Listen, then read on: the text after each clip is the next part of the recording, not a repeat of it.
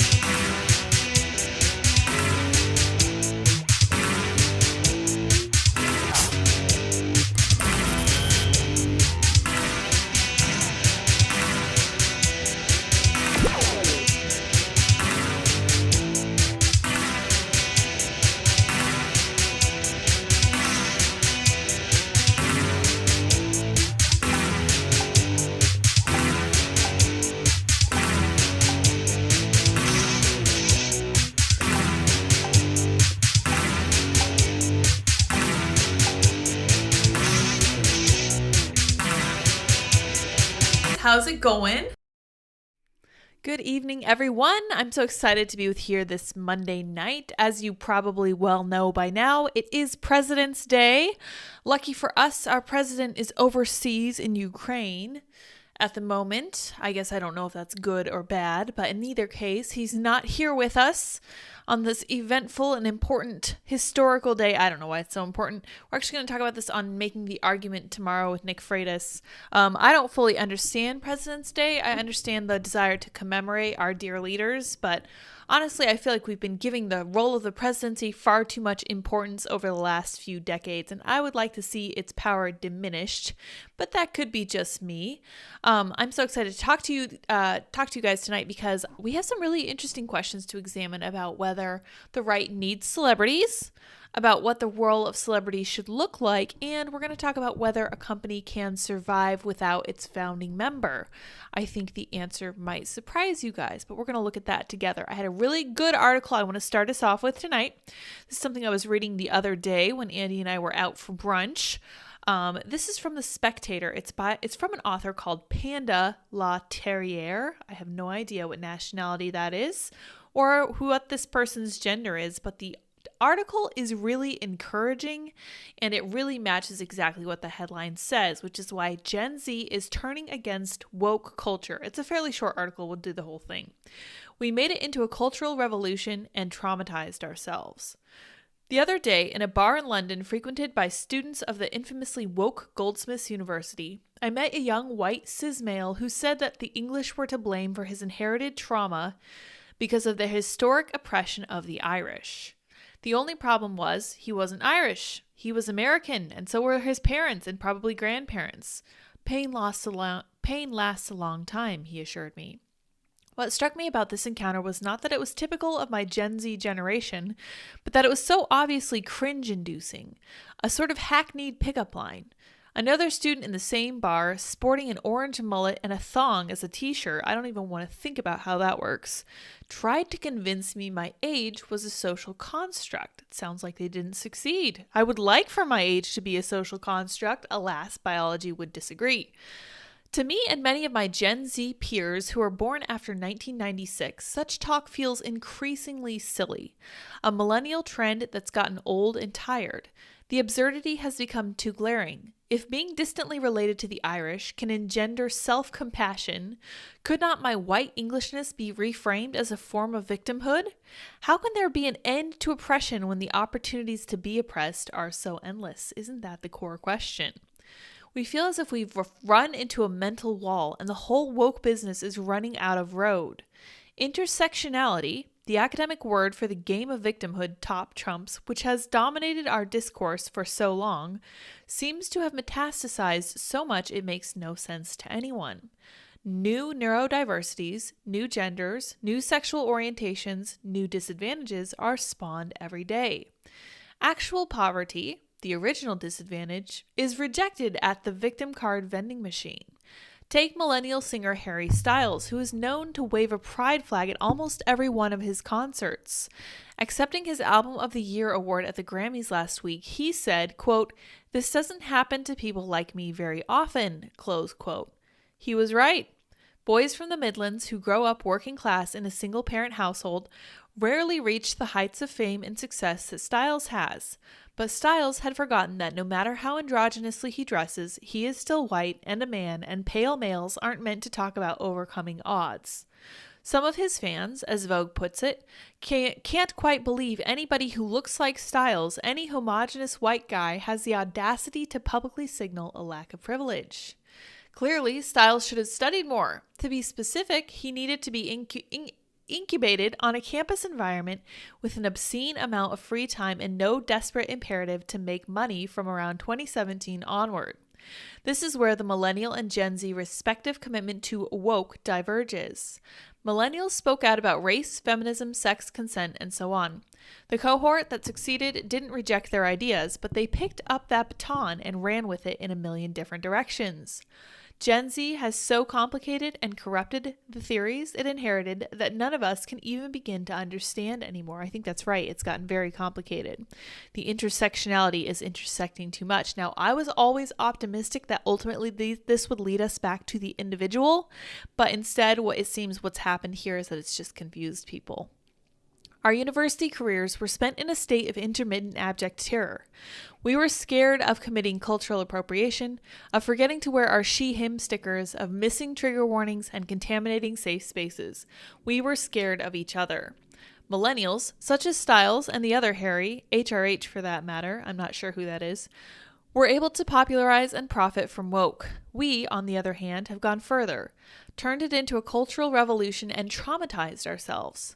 Fast forward a few years, and most of the older Zs find themselves disenfranchised within the movement.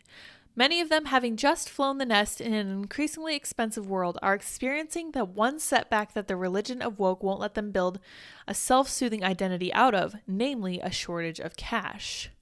The younger Z cohort, those who are still at university or school, are still dominated by radicalized nutters who enjoy the cerebral workout of building a case for their own insurmountable unhappiness. But the older Zs are jumping ship fast en masse and leaving the flags, pronouns, and the millennials in their dust. This is an excellent article, and I think Panda, whoever this is entirely on point, because the one thing that you desperately need to be a super wokey is a lot of money. You also need a lot of time. And you need all of that so that you can cultivate this idea that you are victimized, to keep yourself from having contact with the real world, to prevent you from talking to people who are truly actually oppressed, and to prevent you from kind of seeing how everything truly is. The only thing that can really shield you from all that stuff is a blanket of money. It's just a protective barrier between yourself and the real world, and that's exactly what millennials have had. And I think that this author is correct that it's going to go away at this point, which I personally view as a positive thing. I saw also the other day that a lot of companies are cutting their ESG staff, which is just so terrible because they're downsizing. It's the first thing that has to go because it happens to be, frankly, the least important part of the company. I think it's great. I think it's wonderful. All right, you guys, let's hop on over to the biggest breaking news on the right wing today. James O'Keefe confirming his departure from Project Veritas in an emotional video statement from headquarters. I did watch most of the video. It is a very long video. It's almost an hour long. It is very emotional. He recalls back to his father. He talks about starting Project Veritas. He uses a lot of his charisma. He uses a lot of emotion. I will say that I was not swayed by his words. I would have much rather seen them printed on a page so that I can fully understand his message without getting caught up in the emotion. I view the emotion as something secondary. Founder of high-impact undercover journalism organization is departing after battling his own board for weeks. James O'Keefe, the undercover journalist and founder of Project Veritas, posted a video to the website Vimeo on Monday announcing he would be leaving Project Veritas amid a dispute with a nonprofit's board of directors. One American News reporter and Veritas-linked journalist Neil McCabe tweeted out the announcement late Monday morning. Exclusive, James O'Keefe, my friend and former boss at Project Veritas, just read his resignation letter to his former team and board members at their Mamaroneck, New York headquarters, McCabe wrote. James will make his own way as he always has before. That's correct, and something that we should all keep in mind. I personally don't care very much what happens to Project Veritas, and whatever happens to James past this point is entirely up to him. Good for him, more power to him. He has the charisma to make it happen. He made it happen in the past. I see no reason to believe that he won't do the same now.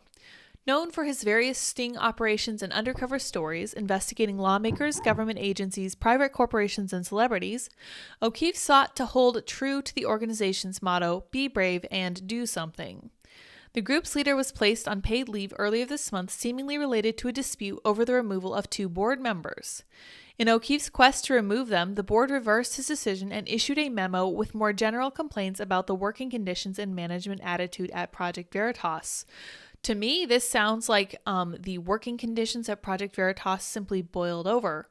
From my understanding, James was an incredibly demanding boss. He required his employees to take a lie detector test, which is understandable given the work that they do, but at the same time, I happen to know that a lie detector literally only looks at like 1 or 2 physical symptoms to try to judge whether someone is lying, and there are many ways to get around it.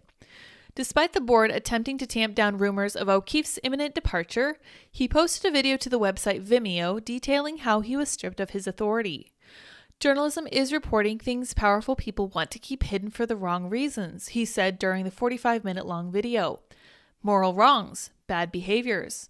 As journalists, we're the custodians of the public's conscience. That's a very high calling, isn't it? And we've gone deeper and deeper, exposing and illuminated corruption. The line separating good and evil becomes more clear, not just in the institutions we investigate, but within one another. Throughout my 13 years doing this, our mission has evolved from simply being about exposing the truth with some hidden cameras to something more transcendent. Giving people hope. That's what we do. Now, this particular mission statement sounds very narcissistic to me, and you guys are welcome to disagree with me on this. But when you say that your role is to give people hope, you are literally putting yourself on a pedestal, and it doesn't surprise me then that you can be toppled from that high point. But let's continue. I have felt a lot of despair and seen a lot of evil and felt overcome with various emotions over the past few weeks. You could say I've seen glimpses of heaven and hell, of darkness and light. What I take away from these is the gratitude I have. What makes us great is that we do this work because we actually believe in this. We don't sell out. O'Keefe began to become more emotional on camera and said he had his power taken from him and was, in effect, forced out. He then followed up with a story about his father and why he does what he does. I do love many of you, O'Keefe said. I never said those words, but I will say it now. I still believe we have a long and bright future together somehow, some way. When I left this office on February 6th, after being stripped of all my authority, I saw my father and gave him a hug, realizing just how honest and real the man he is. Both my parents are as genuine and down-to-earth as a son can ever have. I personally don't appreciate the emotional appeal about the parents. I'm very glad that they helped him through the difficult times, and he has certainly come under a lot of fire, so I do definitely respect him for that. I just don't appreciate the way he's framing this. He then spoke about his experiences being raided by the FBI and how he felt persecuted by the government. There were federal agents showing up at my parents' house, he related. There were no donors, no supporters, and I was not trending on Twitter. My father went through this hell with me and stood up to those bullies on the front lawn and told them to stop harassing my family. And at that point, that's all I had was him. I was otherwise completely alone. I will never forget that. Now, the good news, we're no longer alone. We have millions of Americans who also know who I am. I suppose that is the most important thing at the end of the day, isn't it? That everyone knows who James O'Keefe is? The mission will perhaps take on a new name, and it may be no longer called Veritas or Project Veritas. I will need a bunch of people around me, and I'll make sure you know how to find me. O'Keefe did not immediately respond to requests for comment. He just resigns and walks out the door to start a new life, said McCabe. Now we'll see, does the organization he created survive? And that is a great question. So I pulled up this article talking about 5 companies that lost their iconic leaders. And the subtitle is, From Disney to Microsoft, What Happened After Company Visionaries Went Away? When Steve Jobs stepped down as CEO of Apple in August, his decision will remain as chairman of the company's board cushioned the blow for investors and consumers. Though he was in failing health, the idea that Jobs would still be active in the company's affairs pushed aside the larger question of what would happen when he was no longer the heart, brains, and soul of the company. Tim Cook may have been named as his replacement, a succession long since planned, but what would become of Apple if its true leader, spiritually and practically, was no longer in the house? With his death on Wednesday, that question is no longer avoidable. Jobs, as many an obituary has made clear, was an iconic business leader and a true visionary. Even a harsh critic of Apple and its products would be hard-pressed not to acknowledge the masterful way Jobs tapped into the zeitgeist to revolutionize consumer electronics. Apple's phenomenal growth, surviving near bankruptcy to run neck and neck with its competition for a bigger market cap in the biggest market cap in the world, can be traced in a way rare for any company directly to one man. Steve Jobs was Apple. Now, a lot of what I've been hearing is that James O'Keefe is Project Veritas, and I fully sympathize with this idea. He certainly was the face of it, but I want everyone to remember that the undercover reporters are the heart and soul of Veritas. They are the ones who make it happen. If James O'Keefe were to go into a gay bar and try to get someone to tell him their secrets, do you think anyone would bite? I don't. He's very well recognized, and he's made a point of being so. Good for him. That's fine. He's the face of the company. That was his role. The roadmap ahead for Apple without its human embodiment is a challenge other companies have faced over the years, a handful anyway, where leaders whose visions transcended day-to-day operations have become synonymous with their companies. How have businesses fared when losing their legends? The following are 5 iconic leaders and how their companies evolved once they left. Here we have Walt Disney. He created a blue-chip entertainment company and an indelible part of Americana with a simple sketch of a cartoon mouse. Guiding that company to enduring success took a little more sweat and a good dose of will. An anecdote that illustrates the mentality Disney brought to his company was the challenges behind Snow White and the Seven Dwarfs. Production started in 1934 and 3 years later was in jeopardy when the studio ran out of money. It became known then, at least in whispers, as Disney's Folly. Undaunted and driven by a vision of producing a work of mainstream art, Disney cajoled officials at Bank of America to loan him money needed to finish the project. From the day it was released in 1938, the film was hailed as a cinematic classic, and the company's fortune changed for the better and forever. When Disney succumbed to lung cancer, there were plenty of questions about how a company so fueled by his own vision would survive.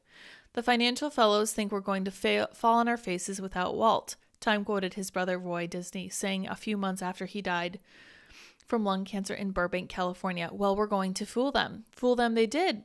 They succeeded. Within 8 years, Walt Disney Productions had soaring revenues, jumping to 329 million from 116.6 million, and that growth has continued in the ensuing decades. Last year, Disney had annual revenues of more than $38 billion. So Disney succeeded. Let's see here. Let's look at Microsoft. It has been about 11 years since Bill Gates stepped down as CEO of Microsoft, the groundbreaking company he founded along with Paul Allen, and 4 years since he moved on from his duties as chairman, in effect giving up final authority over decision and strategy.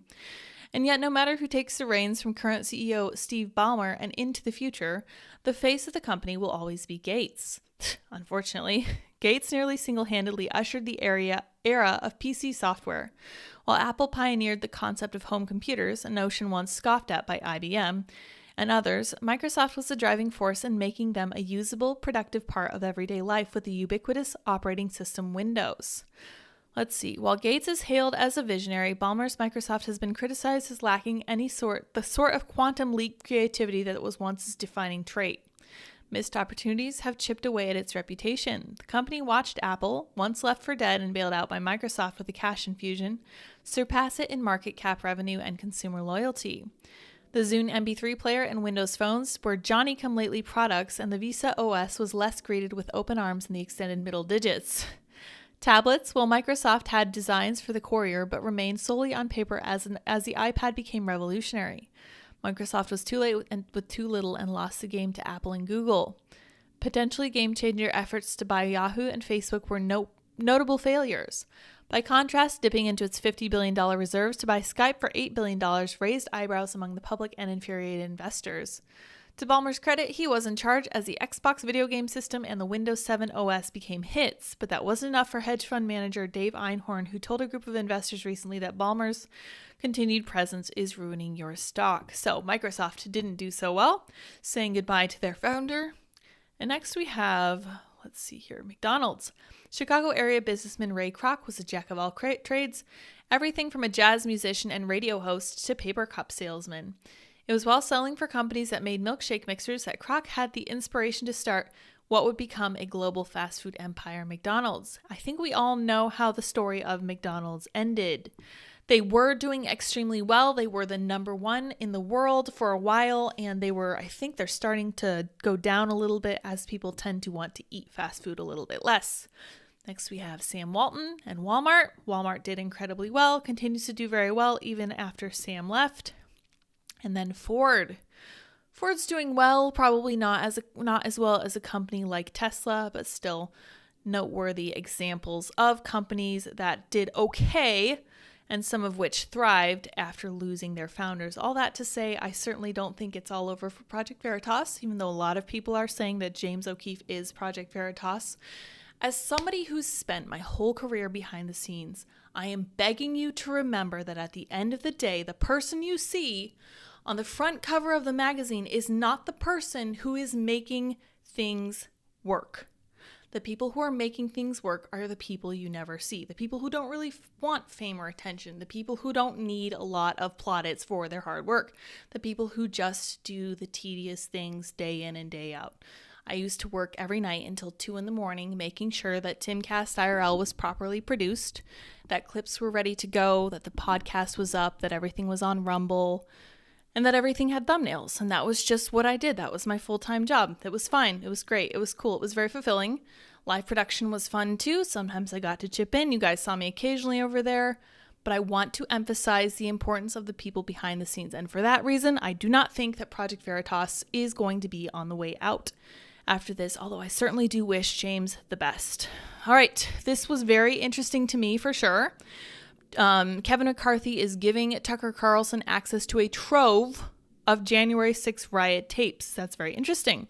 Now, I like Axios because of the way they lay out their articles. Let's see what they have to say here. Yeah, they have like why it matters. Here's what Carlson said. House Speaker Kevin McCarthy has given Fox News' Tucker Carlson exclusive access to 41,000 hours of Capitol Hill surveillance footage from January 6th riot. McCarthy sources tell me. Who's me? Me is Mike Allen, author of Axios AM. Carlson TV producers were on Capitol Hill last week to begin digging through the trove, which includes multiple camera angles from all over Capitol grounds. Excerpts will begin airing in the coming weeks. Why it matters. Carlson has repeatedly questioned official accounts of 1/6, downplaying the insurrection as vandalism, as he should. Now his shows. Tucker Carlson Tonight on Fox News and Tucker Carlson Today and Tucker Carlson Originals on the streaming service Fox Nation have a massive trove of raw material. Carlson told me, there was never any legitimate reason for this footage to remain secret. Can you guys think of a legitimate reason for this stuff to remain secret? Didn't we just have an entire committee about all the stuff that took place over the course of like a year and a half? Crazy to me. If there was ever a question that's in the public's interest to know, it's what actually happened on January 6th. By definition, this video will reveal it. It's impossible for me to understand why any honest person would be bothered by that. Reality check. The January 6th committee played numerous excerpts of the footage from last year's captivating hearing. Captivating? Show your bias more, Axios. That was not captivating. That was an insane snooze fest. And frankly, 41,000 hours worth of coverage is not exactly excerpts. That's crazy to me. The process with Carlson started in early February, according to a communication between the show and a McCarthy representative that I was shown. The archive was previously reported to be 14,000 hours. I'm told now it's much more. Flashback. McCarthy told reporters in Statuary Hall last month that he thinks the American public should actually see all that happened instead of a report that's written on a political basis. Yes, he's correct. Pushing for the release of the footage, Carlson argued on his show last month that Washington has a, quote, regime of secrecy and deceit. Yes, literally no one can argue with that. Carlson last year called the attack an outbreak of mob violence, a forgettably minor outbreak by recent standards. And he is correct. Do you guys remember the summer of love during 2020 after George Floyd's unfortunate death? Yeah, he's not wrong. And Tucker Carlson has come under a lot of fire recently for saying a lot of inflammatory things, but I think Marjorie Taylor Greene is certainly taking a page out of his book. Marjorie Taylor Greene calls again for a national divorce. This is pretty spicy stuff. I'm curious what you guys think because I have a kind of interesting take on this and I'm curious if you guys agree with. Representative Marjorie Taylor Greene resurrected her calls for a national divorce on Monday, arguing that Republican and Democratic states need to be separated and that the federal government needed to shrink, although it's unclear what prompted the thought.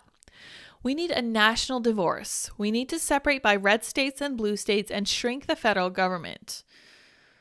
Interesting idea, Greene said on Twitter on Monday. From the sick and disgusting woke culture issues shoved down our throats to the Democrats' traitorous America Last policies, we are done. It was not the first time that Greene has suggested the idea of a national divorce. In late 2021, Green said voters who brought ruin to California shouldn't be allowed to do the same to states like Florida. I completely agree. As somebody who used to be from Colorado, I watched Colorado go from pretty red to kind of purple to blue specifically because of voters who were moving from California, because they hated California, because California sucks, because they'd enacted those exact same policies. And the last time I was in Denver, I was so disgusted by what I saw. I was just like, this looks exactly like San Diego and San Francisco. I can never keep them apart. San Francisco is the worst one. San Diego is still moderately okay. San Francisco is horrifying. LA is terrible. We've been to both recently. They're awful places to be. I understand why people would want to leave. But at the same time, it's like, why would you not be in favor of blue states doing their own thing, but doing it in their own states, not bringing those policies to the other states? And this is actually something that I've been in favor of for a long time, because I have seen personal examples of what happens when blue state voters move to red states. It's never good, because for whatever reason, people cannot make the connection between the policies they vote for in November and what happens to them throughout the rest of the year. They vote with their compassion. They vote with their feelings. They vote the way they think is right and meaningful and just so compassionate. And then it turns out that those policies just don't work. When it comes to like the sharp light of day, these things just do not make it. That they don't cut it. They simply don't cut it. And I remember when Trump was making tax cuts and doing all these positive right-leaning things, I was like, wow, these are literally the things that I was pushing for my entire life. And now that I'm seeing them in action, they work great, just like I knew they would. Whereas I think when people from California and from these other blue states vote, they don't ever think about, oh my gosh, this policy is actually going to work. They just think, oh my gosh, this is the most compassionate thing I can vote for. I'm really trying to help people with this. I really think that people will be positively assisted. They'll get more money. They'll have better places to live. Although you see the way it works in California, it doesn't. All they do is bring the exact same method of voting to other states. And this is what they're seeing in Nevada, in Utah. They're seeing it a lot. I believe, if I recall correctly, they're seeing it a lot in Idaho. Excuse me, not Ohio. Ohio's a different kettle of fish. We're going to talk about them later. They're seeing it a lot in Idaho. And they're like, go away. We don't want you. And in fact, even in Mexico, the Mexican residents are saying, go away. We don't want your policies. We don't want you people. We don't want your gentrification. Stay away from us. This is not who we want to be. We don't want you guys to be up in our business 24/7. We don't want your blue policies. We don't want your left-wing Americanism. It just isn't working. I personally agree with Marjorie Taylor Greene. I don't think she's wrong. I've actually entertained the idea of literally just like building a wall, because you know what's going to happen is if and when we're lucky enough to be able to separate blue states from red states, the red states are going to do great. They're going to do exactly like Florida. And the blue states are going to go the way of California. And people are going to want to leave the blue states and go to the red states. But the problem is they do not stop voting in that manner when they leave. It's a serious problem. I don't know how to fix it. That's why I was actually in favor of like hard boundaries between the states, but everyone's like, oh, that's actually like Civil War material. I'm like, well, I don't know.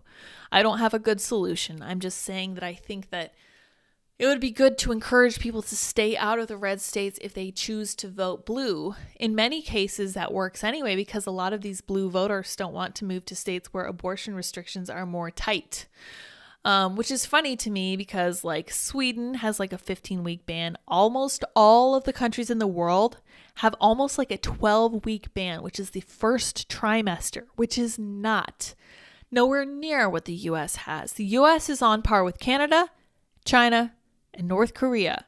Those are the countries with the most liberal abortion policies. Yes, North Korea. Yes, China. And of course, Canada.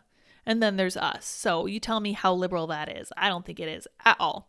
All right, you guys, let's take a look at our poll. Does the right need celebrities given the James O'Keefe drama? Yes, let's beat the left by 56%. No, they're distracting 44%. I am going to tell you that I am on the side of no, because anytime we try to play the left's game, we lose. Anytime we try to play their game, we lose, because they wrote the rules and they pretty much determine who wins and loses. They're the ones who came up with the game in the first place. Why should we play their game? That's my stance, but let's see what else you guys are thinking. I'm sure lots of you guys disagree with me on the O'Keefe thing. All we did, though, was read his words, and we looked at some other companies that lost their founders as well. Hey, we fine. Hey, Bree, how's it going? Hey, everyone. Not we fine. I'm sorry you had an autocorrect issue. I have many of those. On Heil Snipes says President's Day was established to create a false boom in the economy, a nice way to steal back the tax returns that Uncle Sam just dished out. Win-win. Amazing. That's fascinating. I definitely need to learn more about the history. I'm looking forward to talking about it on Making the Argument tomorrow. No, we are fine, says Dad Says Stuff. St. Miles says, did Putin get the memo on Biden's visit? He did. Putin had a heads up that Biden would be traveling, although Putin is a world leader in the area, so that doesn't really surprise me. Sorenko says Biden had to ask for permission from Putin. LOL. Not sure about that, but I would believe it. Everybody Smile says, smile, everybody. Andy says, we fine indeed, everyone. We fine indeed. Indeed, we are very fine people. What can I say? You are the finest people on the internet. All my fans are. St. Miles says, Sour Patch Kids need their own set of special emojis. I agree. It would just be like a bunch of dancing Sour Patch Kids. That would be really fun, honestly. Fear Me It's Bree says, yeah, I think that means Prince Harry. Possibly so. HRH. Yeah, possibly. Todger Harry. Oh, gosh. I don't want to. We're going to talk about Prince Harry next. I don't really want to, but this is something that came up, and it has to do with censorship and like DEI and all that good stuff. And South Park, of course, which I can never turn down. For Me It's Bree says, LOL, low-key want to read his book, but I'm sure it won't be at all good, and I won't be directly funding him soon. Haha. Get it from the library if you don't want to fund him, for sure. Majority doesn't have to be woke, just the ones in charge. That's correct. Comes from the top down, unfortunately. Andy says DEI staff, not ESG staff. Well, ESG staff, yes, but technically more broadly DEI staff. Actually, I was looking at banks that were actually cutting the ESG people from their staff. Dad Says Stuff says it will go away with great violence from the woke religious staff. Not sure. Andy says practically the same thing. Yes, correct. St. Miles, I will wait until the book makes it to the free take bin. Won't be long. Ugh, I was going to jump on and talk about this too, but my son had a potty training accident. My daughter has a teething fever, so alas, I did not. That's much more important stuff than talking about politics on the internet. And I hope you're able to keep your priorities straight on that count for sure. She says, too bad it didn't happen yesterday when I was recording for tonight. Yeah, that's just one of the things that can happen when you record ahead of time, unfortunately. Everybody Smiles says, wokeness only exists because life is far more comfortable than it has ever been in history. Correct. Exactly. We have everything we need. We're more comfortable than we've ever been before. That's where wokeness thrives. We have too much, and it gives us the free time to, for example, make up our own pronouns and do other silly stuff like that. Most people in the U.S. live easier lives than the literal kings of just a couple hundred years ago. That's entirely correct. I mention that all the time. John says, James O'Keefe leaving Veritas is like Musk leaving Tesla. Lids, I'm sorry, but I disagree with your Twitter post today. They won't survive without James. Thank you for your $5. I certainly appreciate your super chat, and you guys are always more than welcome to disagree with me on anything. Trust me, I've been a conservative my whole life. I've been disagreed with my entire life, and I'm looking forward to being disagreed with for the rest of my life too. It's fine. I have no issues at all. I only watched about 15 minutes of the video until your notification popped on my screen. Yeah, so the video itself was kind of interesting. The main issue that I had with the video, I would have loved to have just read his points on a piece of paper, but I really felt like he was trying to take advantage of people's emotions with the video. And I was really, really intrigued, and not in a good way, with how much emphasis he placed on himself. I personally do not think that he was Project Veritas, and I'll disagree with John here, and that's fine. We can disagree with each other and be civil. That's okay. That's how we come to a better understanding of the world as a whole. I think that's great. I don't think that he is Project Veritas. They had a board of directors for a reason. They thought it was necessary to do that, and I'm sure James was part of deciding that they needed a board of directors in the first place. Now, what's going to happen next? I have no idea. As I said before, I don't really care what happens to Project Veritas. I don't really care what happens to James. Whatever he decides to do, I'm sure he'll succeed at. Hopefully something good will come from Project Veritas too. I don't think that they're either one are bad groups of people. I think that James is a perfectly trustworthy person, if possibly a bit narcissistic and domineering. Who knows? Great minds are often domineering. Crazy people are sometimes the people who are best to get things done. Andy says, clench your sphincter until you lie and release during the lie, then reclench. Thank you, Andy. Yes, that is exactly how you beat a lie detector. It's very easy to do. I've also heard said that you can simply just think about something else, and that's all it takes to defeat a lie detector test. Crazy stuff. Everybody smiles, says my sphincter doesn't clench anymore. Oh gosh, I'm sorry to hear that. Dad says, stuff, did you watch the whole video? It sounds like the bureaucracy of business got a win here. Possible. I watched the finer points, and as we read in the article, we read what James had to say about Project Veritas being about him and focused on him and how you'll always have a way to reach out to him. He's not the most important part of Project Veritas. I'm sorry. I really, really think that the undercover people who go in and develop these friendships with people and enable them to tell them these secrets are the most important people at Twitter. No, not at Twitter, at Project Veritas. I'm sorry, but James O'Keefe hasn't been able to do that since the beginning of the business. He's been the spokesperson. That's great. Every business needs a spokesperson, but he hasn't been doing the footwork for years. For years. He probably hasn't done the footwork since shortly after what happened with Acorn, because that blew up so hugely right out of the gate, and they got so much attention right from the beginning. Sorenko says, yeah, but this happens every 4 years, which is why the left has been able to take over so easily. The right is too busy tearing itself apart. Exactly. There's infighting on the right, and it's distracting us from focusing on the left. It's very, very frustrating to watch because I don't like this kind of drama. I don't really care what happens with Project Veritas. I want us to be keeping our focus on wokeness, on child gender transition surgeries, and all the things that really matter, that really feel like demonic, like actual demonic influence. I really feel like that's where our struggle needs to be. This is who our real argument is with. What's hard is even if Veritas does good still, they've lost so much support and trust in people after what they've done that it'll never be the same. Possible. We really don't know. We'll see what happens. As in, still does good job exposing and stuff. Yeah. See, that stuff I think will remain. And I don't think we should discount Project Veritas because they still have that role. And without James drawing attention to James, I feel like Project Veritas could possibly be even more effective than they were in the past. But we'll see. Eric R. He should definitely be more stoic about being forced out of his company that he built from the ground up. No emotions allowed. Ish take. Thank you for your commentary. Yes, he should be more stoic. No, he should not try to manipulate people. I felt very betrayed and manipulated by that video. I don't like that. I don't like it from the left, and I hate it from the right. Thank you for your super chat, and I certainly understand that point of view. Andy, that means you disagree, LOL. Andy's entitled to his own point of view, just as you are, John. Everybody smile, this is a family show. None of that sphincter talk. Understanding an argument doesn't mean you agree with it. I'm pulling my support from Project Veritas. That's fine. You're more than welcome to do that. And I feel like that alone will be punishment enough for them to kind of reconsider what they did.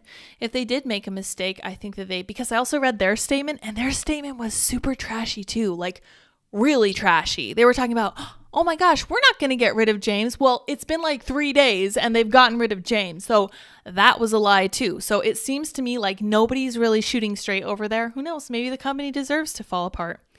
Too bad. Quantum Strange Quark, thank you for your super chat. Says, I wrote an email to Project Veritas. I told them my monthly donation was over. Lids gets it this month. Stand with James O'Keefe and Lids. Thank you very much, Quantum Strange Quark. I appreciate that. Project Veritas for a long time for me was my Amazon Smile donation with every Amazon order I made. Thankfully, they're stopping that, so I don't have to do anything with it. Amazon's done with that Smile donation thing, but whatever. I don't care. They'll never get another dime from me. Many such cases, Lori. My gut tells me that big pharma money was involved in Veritas board. The Veritas board, I think, was set up like 7 years ago. I'm not sure. I need to fact check. Pretty sure it was long before Pfizer was ever on anybody's radar. But I could be wrong. And he says, Project Veritas is filled with awesome people that Liz and I have gotten to know. A few of personally, that's correct. We've met James on several occasions. The company itself is full of super nice people, like people who went out of their way to remember our wedding, for example, who made like very personal, like attempts to be warm to us, which I always really appreciate. Like Michael Knowles was very much the same way. He remembered both Andy and me. And it was really nice. It's like, it's fun to get to know people on a slightly more personal level than just like oh, look at us. We're up in front of cameras. We're doing stuff for the cameras. We're very famous and very important. Dad says, I bet the core people go with him. That's exactly what I thought too. I bet you a nickel that a lot of the good, solid people right in the middle who do the hardest work are probably going to follow along with James, but we'll see what happens. Without James, the money will dry up, or big pharma money, or worse, will take it over. We'll have to see what happens. I'm really curious.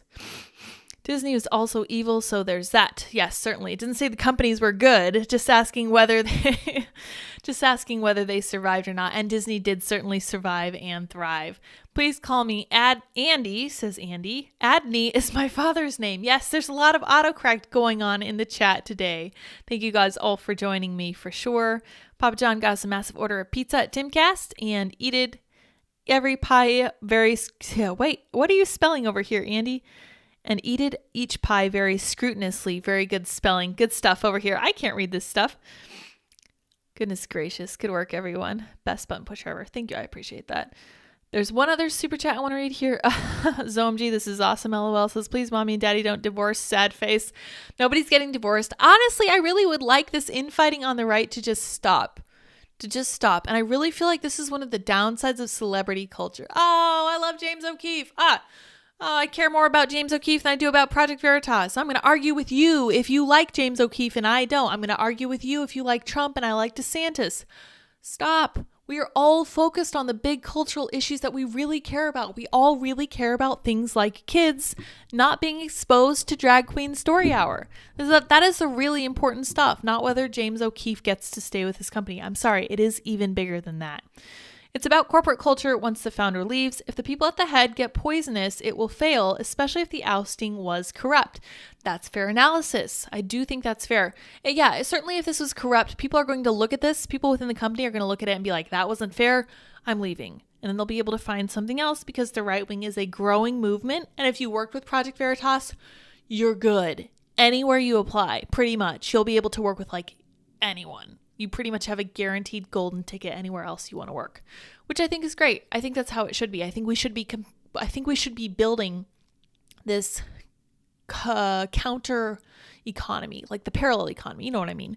The kind of payment system that Dan Bongino is building where you don't have to use PayPal or Venmo or anything like that. That's the important stuff, is building that alternative to the left wing nonsense, because we know for sure that nobody on the left is going to hire a Project Veritas employee. All right, I just bumped my camera. That means it's time to switch to our next story, which is about Meghan Markle.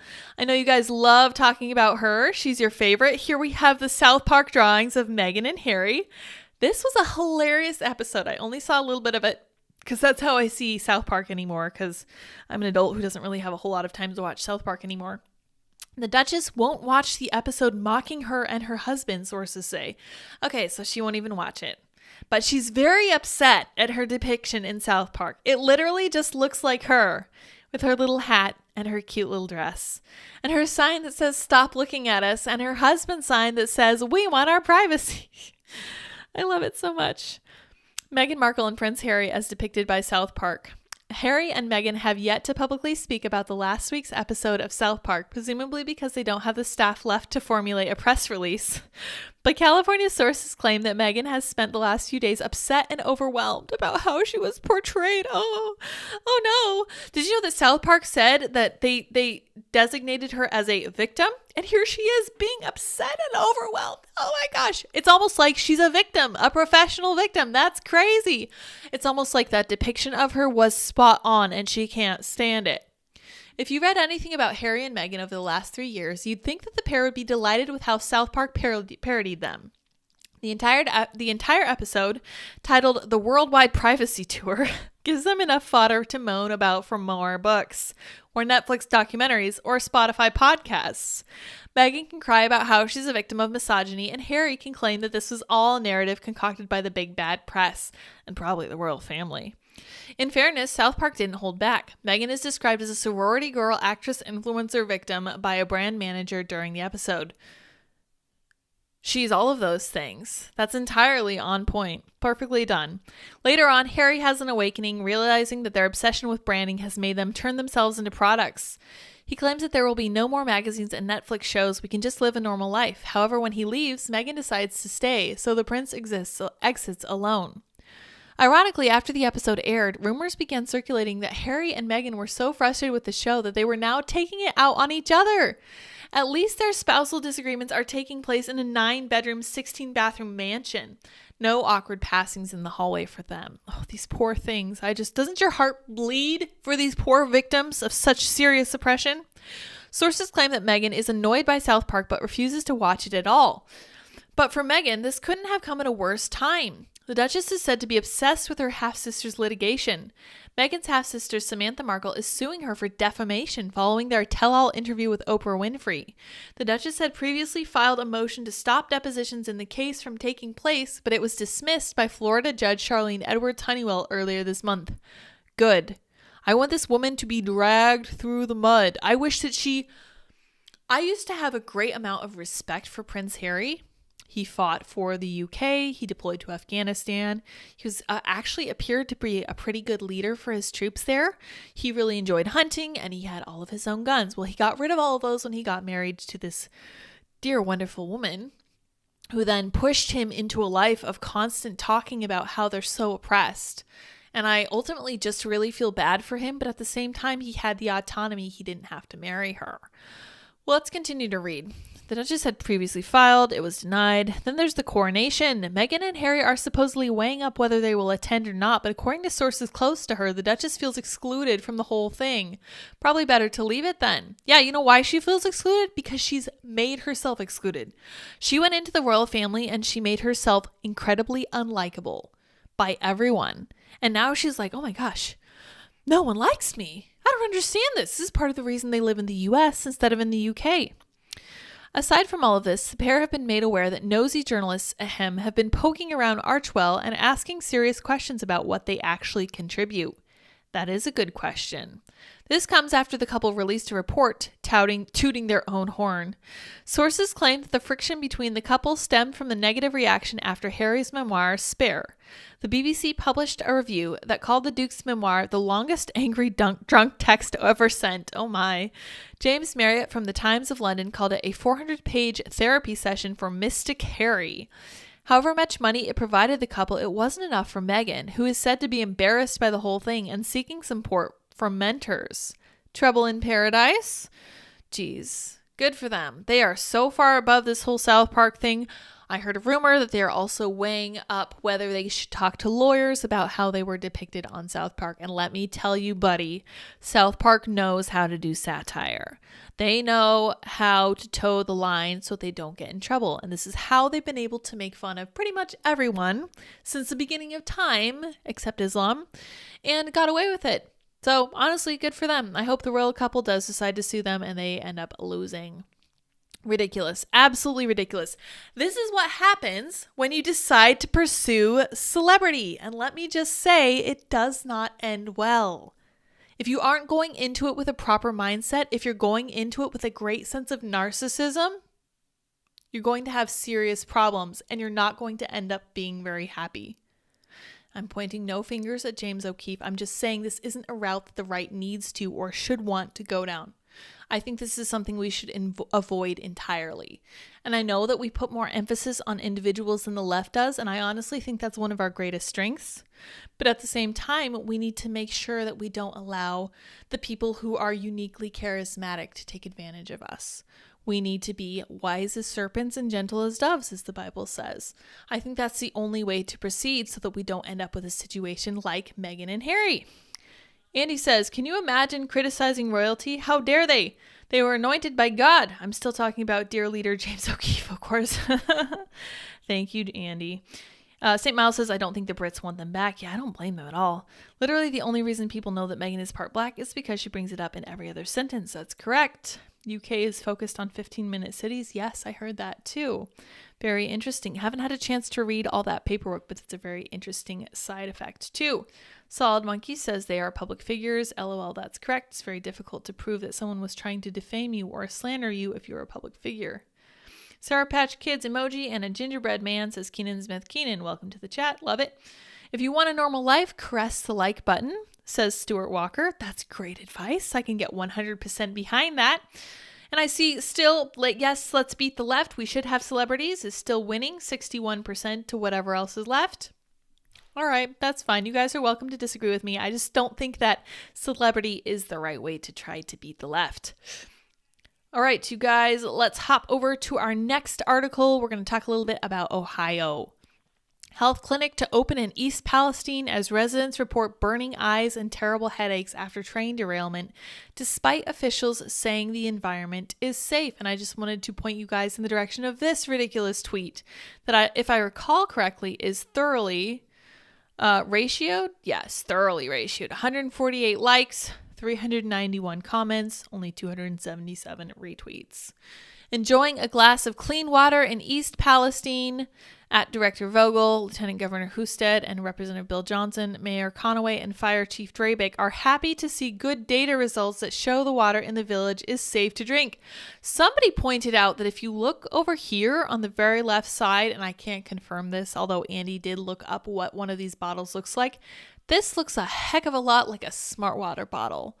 And I just thought, wow, nothing would surprise me less. And that's exactly what I put on my Instagram too. I was like, seriously, this is exactly what happened in Flint, Michigan, wasn't it? Didn't Obama go there and pretend to take a sip of gross water there too, to pretend it was fine? Yeah, we know Flint wasn't fine. This East Palestine stuff is going to be a lot like Flint, I'm convinced. Nurses, mental health specialists, and toxicologists will be on hand at the clinic, but I thought it was fine. Residents in East Palestine and beyond have reported coughs and headaches. What we know about the toxic soup of chemicals released from the train derailment. Ohio health officials are launching a clinic to treat residents from the fallout of the catastrophic train derailment on February 3rd.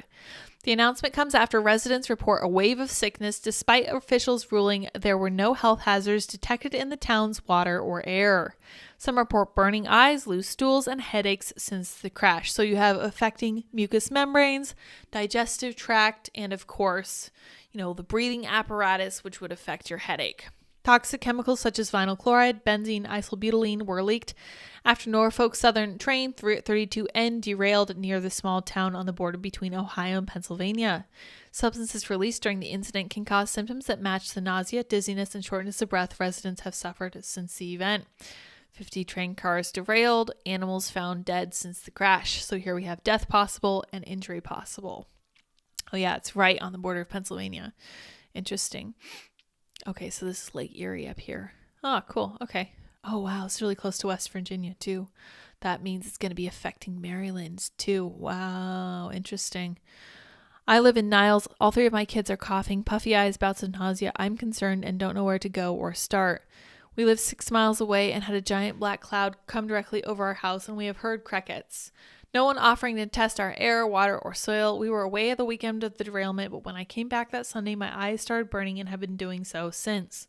I have a cough. Both my kids have a cough. They are going to a pediatrician Wednesday so they can listen to their lungs. I'm exhausted. I feel really bad for all the people that live here, just as bad as I feel for the people in Turkey, because nobody asked for this. It happened suddenly. They had no say in it. And then people are just like, especially in Ohio, these people feel really abandoned. In fact, Donald Trump is really capitalizing on this, and I certainly don't blame him. Trump blasts Biden for choosing Ukraine on President's Day over Ohio. They were abandoned. Trump is heading to Ohio to support residents dealing with catastrophic train crash.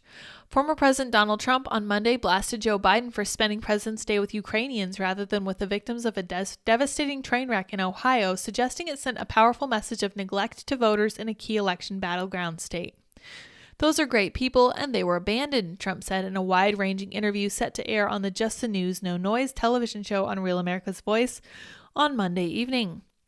Biden has yet to visit the residents of East Palestine, Ohio, more than 2 weeks after train derailed, caught fire, and spewed toxic chemicals into the environment, killing animals and fish and raising worries about contamination of air and drinking water. The Biden team belatedly dispatched the Environmental Protection Agency chief and Federal Emergency Management Agency, but has rejected making disaster declaration. Trump, who's running for president again in 2024, will be visiting Ohio on Wednesday and suggested Monday his announcement prompted the Biden administration to kick into gear after a slow response that has drawn bipartisan derision. Hello, Adrian. Thank you so much for your super chat. The little dancing avocados are always appreciated. I'm very glad you're able to join us. Thank you for making that a priority. I know you're enjoying dinner with your spouse, and I hope you have a nice time. I do have to say, I really hope that when Trump goes to Ohio, that he keeps the emphasis on Ohio and on Biden's failure to those people there, because it is very easy for him. I've consistently seen him do this thing where he just turns it into the Trump popularity show. I really don't want that for the people of Ohio. They certainly deserve better. They deserve to be recognized for what's happening to them, and they deserve more attention to their case. And honestly, they deserve a heck of a lot more government support than Ukraine ever has. A lot of jokes being made about the people in Ohio just holding up a Ukraine flag and pretending to identify as them so that they can get some of those sweet funds. But I don't know if that would even work. It certainly hasn't so far. President Biden's focus has been fixed overseas, like 100%. He doesn't seem to care at all what happens to the people in Ohio, which is incredibly frustrating. If their stance is that all of those chemicals being forced into the atmosphere and ground is no problem, then they should chill on carbon emissions, says Misanthrope. I completely agree. Everyone's asking, where's Greta? Where's John Kerry? Why doesn't anyone seem to actually care about this actual environmental emergency? And the fact of the matter is that everybody who pretends they care about something like that is literally just in it for the money. Like John Kerry flies around in his private jet. Greta doesn't actually believe what she says. None of them believe what they say. They're just in it for the fame. They're just in it for the clout. They're a bunch of narcissists too. They're celebrities. It's a weakness. It's not a good thing. The people who pretend that they're on the side of all these causes, they literally just want all eyes on them. This is always the case. They want attention, they want more money, they want more power, they want you to think it's an emergency so that you give them a bunch of money. But when it actually comes down to it, when it actually hits the ground, you need to know that they're not going to be there because they actually do not care. This is what happens with all of these activists who are also celebrities. I'm telling you, celebrity is not a positive thing when it comes to wanting actual change and trying to actually pursue the truth.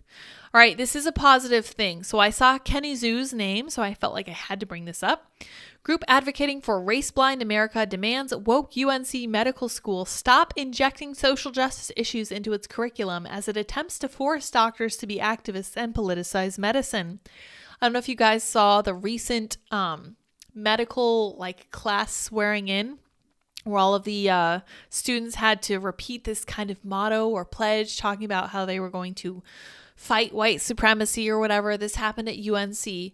And Kenny Zhu, who we had on Timcast IRL and who wrote An Inconvenient Minority about Asian minorities working against wokeness, his organization is fighting against this, and I'm so happy to see it. This is not just one person. This isn't Kenny Zhu giving himself airs by being like, I'm the very important face of this movement. No. His organization is called Color Us United. It's a nonprofit that claims to fight for people who are upset by government, corporate, and medical media claims that America is a hateful country. That is a fantastic motto. Its most recent initiative is a bid to stop the UNC School of Medicine from implementing social justice into its teaching, which the school is attempting to do via a task force that gave recommendations in 2020 that's taking advisement from the Association of American Medical Colleges. That sounds like a very compromised source. The American College of the Association of American Medical Colleges. Ridiculous. The task force claims a wealth of literature has demonstrated disparities in healthcare access, quality, and outcomes. We now know these disparities are apparent both across our healthcare systems and within most individual providers' patient panels. The AAMC protocols also require medical students to study issues like unconscious bias awareness. Oh boy. This is DEI stuff right into medical care, and it's going to be a serious problem. Understanding and responding to microaggressions and understanding that America's medical system is structurally racist. Oh, it's crazy. Everything the left says, that's crazy, is all at the forefront, and people are being paid to push it. That's wild. Who would have thought it? The task force's stated goals include finding environments where diverse groups of students thrive, training in areas of social justice and DEI, recruiting students from diverse backgrounds, eliminating racist content and terminology from the curriculum, avoiding implicit bias in treatment, and allowing students to advocate on behalf of patients. The UNC confirmed which of the recommendations they would be implementing in a 2022 report. Ultimately, it wants all faculty to be trained in these methods and be judged based on their ability to integrate it into their teachings. But Christian Watson, a spokesperson for Color Us United, told DailyMail.com this is little more than an attempt to force doctors to become social activists and send the medical field toward politicization. A big part of this is accrediting agencies that have been taken over by people with some political ideas. The AAMC, the body that accredits all medical schools in America, has certain requirements it has to follow. He noted that the University of North Carolina, a part of the state's hallowed research triangle, has taken at least 89 of these ideas from them. That's dangerous. They also argue that North Carolina is going to be teaching students that many health disparities are caused by racism. They want to subject professors to implicit bias training, actively discriminating against whites and Asians, Watson added. Teach anti-racism ideology. They're teaching them how to be anti-racist as opposed to be how to be good doctors. Yep, and here's Christian Watson, spokesperson for Color Us United. Color Us United, which aims to get 10,000 people to sign a petition against these initiatives, says this ideology is spreading, but that North Carolina is particularly important given its status as a state school. North Carolina is the flagship institution. It's not only subject to AAMC, but taxpayer dollars, Watson noted. We think it's quite significant taxpayers know what kind of education these doctors get. While Watson believes there is some place for debate on racism and equity within the classroom, he doesn't believe that the efforts of the AAMC are appropriate or done in good faith. He said, I think the premise of the program is that we need to integrate social justice into medical education is flawed. Doctors are not meant to be social activists. Doctors are meant to care for their patients. There's nothing wrong with having conversations, but they should be done on a neutral basis.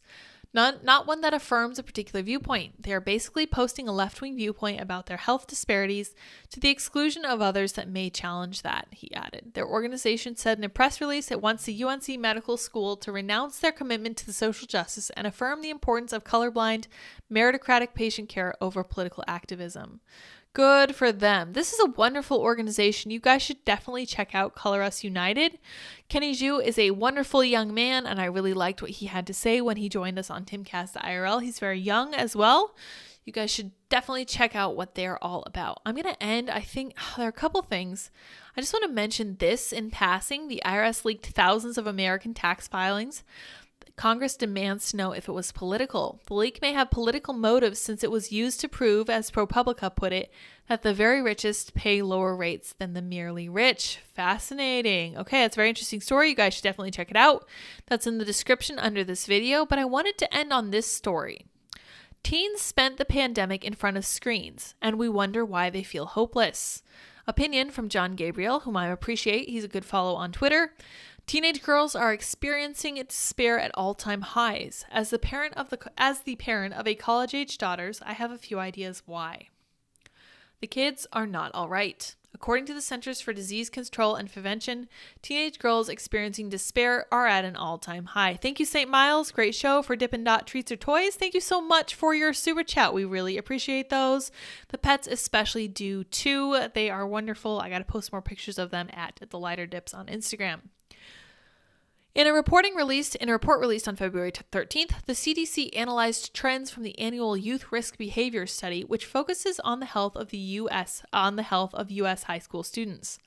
In 2011, 36% of teen girls reported feeling persistently sad or hopeless, a very bleak report in its time. Fast forward to 2021, and 57% report those dark moods. Of the teen girls surveyed, 30% said they had seriously considered suicide in 2021, a dramatic increase from 19% in 2011. No single cause, but social media is a part. Yeah, I'm inclined to agree. It is a big part. What caused this misery overwhelming most American middle and high school age girls? The CDC didn't say, despite their alarm at the results. No one can blame the collapse in mental health on one single factor. But as the parents of now college-age daughters, I have a few ideas. There are all the usual issues tied to poor outcomes, including family breakdown, the drop in religious affiliation and practice, and the difficulty and expense in finding behavioral health care. But all of the above were true in 2011 as well. So, what changed? Instagram was released in late 2010. Snapchat in 11, TikTok in 2016. COVID-19 forced a life filled with screens. This is a political cartoon called The Carnival Mirror. Here's a perfectly average-looking teen girl, and in her phone, the reflection shows that she is horrifying, she's very fat, and she's incredibly ungainly and awkward. Meta, Instagram's parent company, found that adolescents face challenges with social comparison, social pressure, and negative peer interactions on their app. The internal studies showed that teens who struggle with mental health say Instagram makes it worse. A university study from Singapore showed that teens who received fewer likes reported more negative emotions and thoughts about themselves. As Mitch Prinstein, the chief science officer of the American Psychological Association, put it, kids have a biological vulnerability to want social rewards, and now we're handing them away to get it on steroids. Yes, very much like fentanyl. Now, COVID-19 entered the picture. Beginning in 2020, teens were locked out of schools and extracurricular activities to embrace a life mediated entirely by screens. And this, I will here argue, was entirely the failing of parents. To not step in and say, okay, you're not going to be at school, so we're not going to allow you complete access to your phone 24/7. That's not going to happen. We're going to have very strict rules around the phone. And I remember when I was younger, people thought that my parents were crazy for saying, no, you can't have a real smartphone. No, you can't have unlimited access to your phone. Your parents should be able to just snatch it out of your hand and say, what's this? And of course, you can have the conversation about privacy and boundaries and all that good stuff, but you need to go through life with the understanding that someone can always say, hey, what's going on here? Who are you talking to? Who is this number you're texting? That's how it would have been when I was in high school. Most parents discouraged kids from wasting hours on laptops and smartphones. During the COVID era, it was widely encouraged. Teens spend their daytime hours in Zoom classes and the rest of the day texting with friends or doom scrolling alone in their bedrooms. So depressing. After spending a year or two huddled over flickering screens, it's no wonder depression, anxiety, and suicidal ideation soared. There are no solutions, only trade-offs. The adolescent mental health crisis shows up among every race and ethnicity, and while the numbers aren't as dire, teenage boys are also struggling. In 2021, 29% of boys felt persistently sad or hopeless, up from 21% in 2011. According to the report, 41% of teen girls had experienced poor mental health over the last 30 days compared to 18% of teen boys. Social media can be a powerful means of connection, and protecting both teachers and students during the pandemic was essential. But as always, Thomas Sowell's maxim is correct. There are no solutions, only trade-offs. Today, the bill is coming due, just like many of us knew it would. Will we learn from our mistakes? Teachers' unions and many public health leaders focused on COVID-19 alone and refused to consider the dismal after effects in mental health or academics. In October, the National Assessment of Education Progress showed that student achievement plummeted, math scores fell in nearly every state, and the lowest performing students saw the largest decline. That's right. It largely affected poor kids and kids who were already in dire straits. We were promised that kids are resilient, and anyone who questioned school closures were grandma killers. But the real world is always more complicated. Teens face a lot of pressures today that didn't exist when we were coming of age. But it is critical for leaders to learn from their tragic mistakes and ensure they never repeat them. John is a Mesa resident. There you go. Tucson friend. You have a friend down in Mesa who's writing good conservative articles for AZ Central. That's awesome. Very cool stuff. Well, that was really depressing, and I didn't mean to leave you guys on a down note, but I just wanted to bring that to your attention. So that's kind of been something that's been bothering me for a little while. It's always kind of troubled me that we don't pay more attention to what happens to our poor kids, and we don't seem to notice that our willingness to stray from religion and that kind of thing is really kind of a problem. It's not a good thing. Windows phones. Loved mine, says John. Keenan says, I got my first phone when I was 22, only because that's when they came out. Yeah, I got mine when I was like 15, and it was like one of those little candy bar ones that you had to push like a zillion times to get a letter in a text message. St. Miles says, my neighbors bought older flip phones that are locked, can only call 911 and mom and dad. Texts get CC'd to the parents' phones. Interesting. That might be a little bit too far. Well, it depends on the age of the kid, right? You can give your older kids a little bit more autonomy once you've kind of taught them the basics about safety online. But I feel like a lot of these parents are using iPad as babysitters, which means that Then the kid grows up and they use iPad for school and the laptop for school and the phone for keeping in touch with teachers and fellow students. And then they use it for TikTok and all of this stuff that just rots their brains. It's awful. I know China is super draconian, but the way that they monitor and make sure that kids don't use TikTok very much is actually kind of inspiring, and it should really tell us something about the nature of the app. It's dangerous to young people's brains. And the fact that China knows that and doesn't care about what happens in the US is really kind of telling, and I think we should view as an act of warfare for sure. We all spent a couple years behind a screen. Yeah, it wasn't good. It wasn't good for anyone. I spent a few movies behind the screen at the movie theater. I was cleaning up and got stuck there when the movie started, so I had to stay behind the screen for a whole movie. See, it's traumatic. I'm just saying. You don't want to be stuck behind a screen. It's really bad for you. It's because they're being constantly convinced the world is against them. Yeah, well, when you look at somebody else's pictures of their perfectly curated life, you're like, my life isn't like that. What am I doing wrong? How am I failing? Then you start to think that you're a failure and maybe your picture doesn't get as many likes as other people's. And all that stuff is really just like cocaine and fentanyl for young kids who really need that kind of social affirmation. It's really sad. So if you have kids, for sure, make sure they're not using TikTok. Make sure that you are in constant communication with them about their technology, and make sure that you're teaching them how to use it correctly and keeping them accountable for sure. Morons in medicine. Fear Me It's Bree says, I never know if you can trust nonprofits anymore. You can read all about them. Make sure you're doing your due diligence when you are looking at who to give money to. It's very important. Yeah, the rash from the chemicals is a normal reaction to the chemical. That was my job 20 years ago, mixing chemicals for a plastic factory. Jeez, that is Orwellian. Holy cow. Why doesn't anybody ask what Greenpeace is? I have no idea what Greenpeace is. I don't ask because I don't give them money. I know the UN is terrible. I can only assume that Greenpeace is not good either. Andy said something about John Kerry and the Skull and Bones Association. Very interesting. Adrian says, F all celebrities, they are all D-heads. I am inclined to agree, and I really don't want that on the right. I want us to stay as far away from that as humanly possible. Fear Me It's Bree says, time for tacos. Should have made this tomorrow. It's not Taco Tuesday. Oh, darn it, you're a day early. Oh, well. Keenan says, you know where Blockbuster got its name? The line at the box office went around the block. Interesting. Yeah, so glad that Adrian could join us in the chat. This is a really kind of up and down conversation tonight, but still a lot of fun. Find your brand. Everyone's a victim. That's right. Was that a thing? Yep, Sour Patch Kids. If you want a normal life, then caress the like button. I hope you all did. Like, share, subscribe, and all that good jazz. We are 7 minutes over an hour. We've had a great deal of fun tonight. Thank you all for voting in my poll.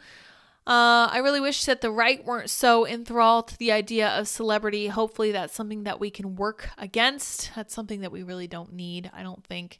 But who knows? It's also part of human nature. I feel like I remember even in the Bible, the Israelites were constantly begging God for a king. And he said, I really don't want to give you a king.